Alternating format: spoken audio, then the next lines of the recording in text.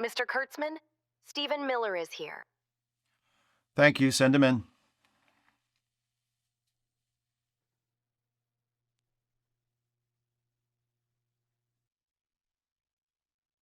How are you today? It's a pleasure to meet you, Mr. Kurtzman.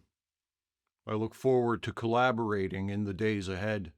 Right. Well, you should know before we get started that the main reason I'm taking this meeting is because the CEO of the company pretty much told me I had to. I know there's been an effort since our new ownership took over to align with your administration as far as corporate policy and the news division at CBS. My own feelings about that aside, I really don't see what it has to do with me or the areas I'm responsible for. Oh, but it does have to do with you, Mr. Kurtzman. It has a great deal to do with you. We shall work together to correct a grave injustice, you and I. Uh-huh. My main concern is I've seen the sort of actions your administration has taken of late in the name of justice, and again, putting my own feelings on the subject aside, I don't see what you expect me to do for you, or what I would even be able to do for you, assuming I was willing. I'm not a politician, I'm not a captain of industry, I'm not a journalist, and neither is anyone who works for me. I produce entertainment. I make Star Trek. Precisely, Mr. Kurtzman. Precisely. I feel like there's a disconnect somewhere here. Either you're not getting what I'm saying, or I'm not getting what you're saying. Then allow me to clear up any confusion, Mr. Kurtzman. As the executive in charge of the Star Trek franchise and the producer, writer, and sometimes director of many Star Trek projects on film and television, you are no doubt familiar with the revered Star Trek The Original Series episode, The City on the Edge of Forever, are you not? Of course. You will recall in that episode having traveled back in time alongside Captain James T. Kirk via the Guardian of Forever to New York City circa 1930 on a mission to restore the future by killing the ruinous whore Edith Keeler. Mr. Spock describes time as a river, with currents, eddies, backwash, ever flowing toward an inevitable destination. I recall Spock describing time that way. Then surely you must recognize that those same currents and eddies are what have brought us together on this most epoch-defining of days, Mr. Kurtzman. I have not come here merely as the result of a favor asked of or paid to your company's chief executive officer. My presence in your office at this very moment is the product of nothing less than fate. It was, to put it quite simply, Mr. Kurtzman, meant to be. Okay, before we go any further, I just have to ask, if I remember correctly, the reason Edith Keeler has to die in City on the Edge of Forever is because in the version of history where she lived, she inadvertently caused Germany to win World War II. Shouldn't you be a fan of hers? Don't you want the Nazis to win? All in good time, Mr. Kurtzman. All in good time. So, all right, let's get down to business. What is it you actually want me to do? Make Star Trek less woke, whatever that means? Nothing so prosaic. What then? Specifically? Name a starship after Charlie Kirk? Write a sympathetic Donald Trump analog into Season 2 of Starfleet Academy? Cast more cishet white men in the next Trek series? All excellent suggestions which I would appreciate the opportunity to discuss with you at a later time. But no. I spoke to you shortly after I arrived of correcting a grave injustice. Do you remember? Yes. Behold, the instrument of that correction.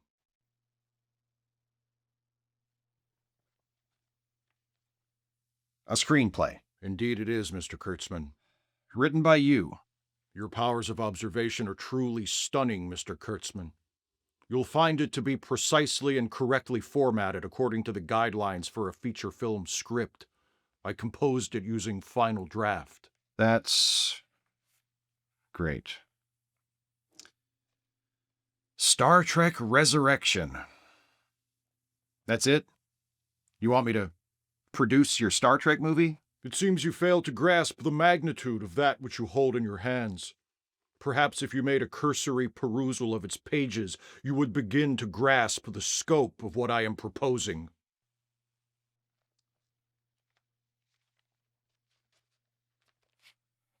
Exterior Viridian 3. The grave of James T. Kirk.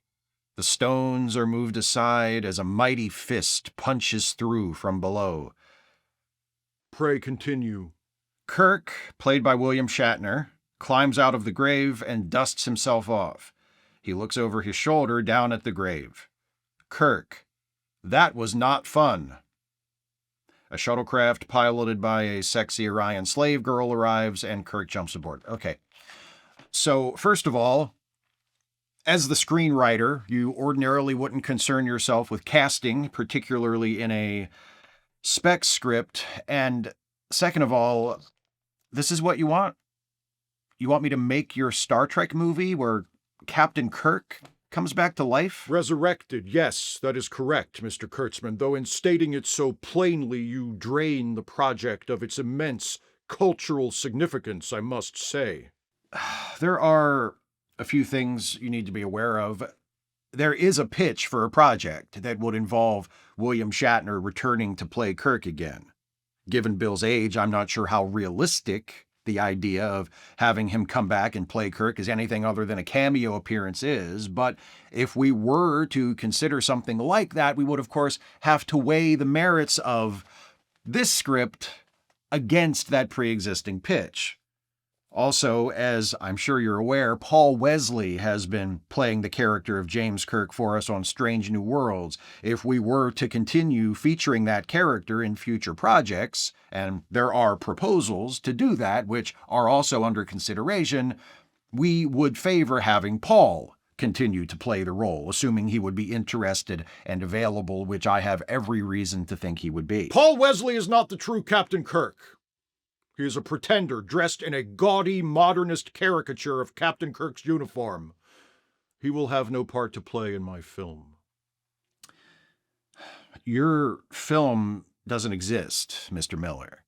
Since you took the trouble to come here and deliver it in person, I will do you the courtesy to send it through the proper channels, but to be frank, I wouldn't get my hopes up. What makes you say that? Based on my cursory perusal, your script doesn't meet our standards for serious consideration. How can you possibly say that? Because The formatting is perfect. there's more to writing a film than... I paid for a full copy of Final Draft. I appreciate that. Nevertheless... I don't believe you do appreciate it, Mr. Kurtzman. Nor do you appreciate the true nature of your situation. You speak of proper channels. The only channel with which I am concerned is the channel of communication that exists between us in this room.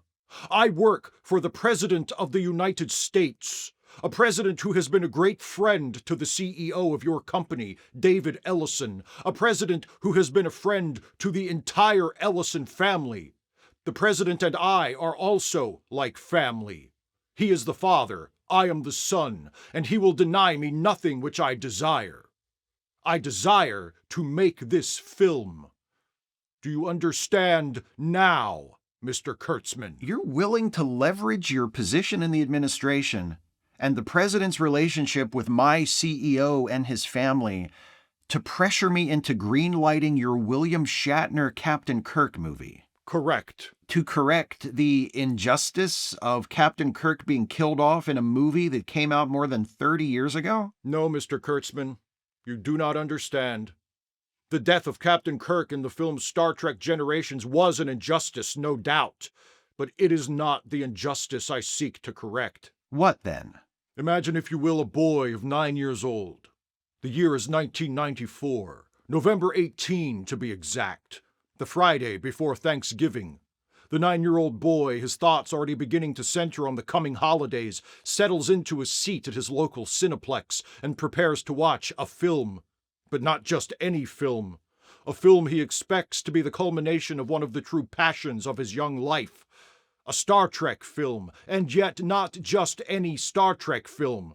A Star Trek film which promises to unite the heroes of two generations, the somewhat overly politically correct but unambiguously Anglo-Saxon Captain Picard and the legendary Captain Kirk, whose exemplification of the white male ideal was so brilliant that its luminosity even rendered the Jewishness of the actor who portrayed him a forgivable sin. Oh my God. Imagine now the disappointment of the 9-year-old boy, creeping over him like a shadow as he watched the images flickering across the gigantic screen before him. True, the film had its merits, but they were fleeting and few. A scene where a black man was subjected to torture, a pair of large-breasted Klingon sisters, a hazing ritual during which Worf, the most prominent alien member of the crew, is humiliated in front of his racially superior crewmates. As the film proceeds, the boy can't help but dwell on its shortcomings. No Spock, with his logical brain so admirably immune to being emotionally manipulated by acquisitive women. No McCoy, with his hilarious and rightful insults at the expense of Spock's mongrel heritage. No temptful Nubian hussy Uhura, another mark in the plus column, but no intelligent and respectful model minority Sulu either.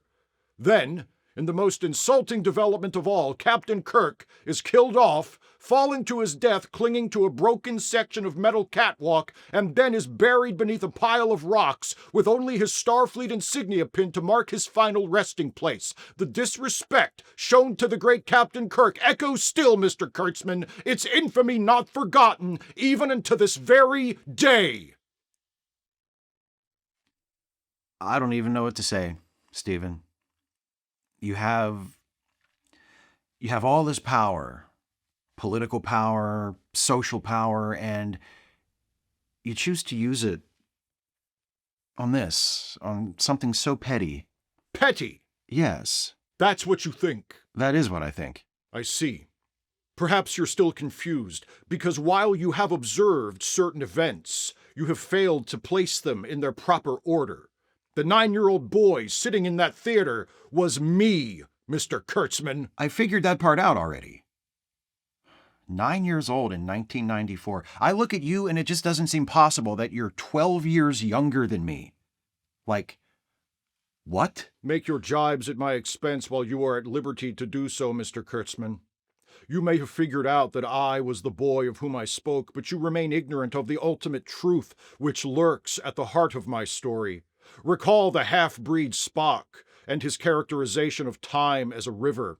We are all bobbing along, carried by the current of that river, but some of us are stronger swimmers than others. Some of us even have the strength to swim all the way from a movie theater in Santa Monica, California in 1994 to the White House in 2026. You said I choose to use the power I have acquired on this, but you have it backwards. I acquired the power I have for the sole purpose of using it on this, of correcting the injustice which wounded the spirit of that 9-year-old boy, which he has tolerated for all these years, watching as his murdered hero was replaced by a black man, by a woman, and eventually, in the most heinous cultural atrocity ever committed, by a black woman, and he will tolerate it no longer. The tariffs, the deportations, the ice raids, the conquests of Venezuela and Greenland, the destabilization of the world order, not ends to themselves, Mr. Kurtzman, but means to carry me through the final leg of my swim through the river of time, to carry me to this moment. All of this pain and fear and chaos was just to get you into a position so you could pitch a Star Trek movie? No. To get me into a position where I could demand a Star Trek movie. Well, Stephen, I'm afraid you're going to be disappointed because just between you and me, there's not a chance in hell this ever gets made. I'll have you deported to Uganda.